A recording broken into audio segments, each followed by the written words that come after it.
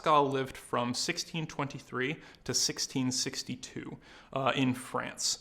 He was a contemporary of Shakespeare and Molière and Descartes, whom he knew and talked with on a few occasions and disagreed with strongly, as we'll see.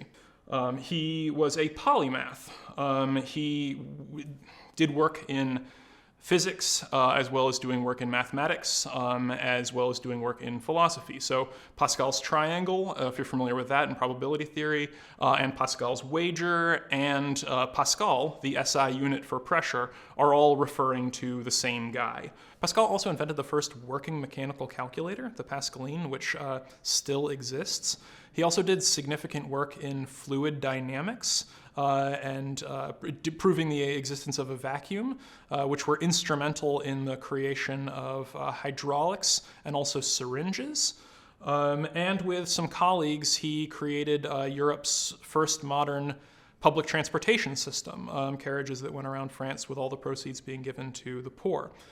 All this is to say, if you found out that there was a high probability of you getting a disease, so you took a bus to get a vaccine, and as you were getting the vaccine, you reflected both on the ingenuity of the scientists who came up with the vaccine and on the despair of the human condition that led to the necessity of the vaccine, then you've had a very Pascalian day.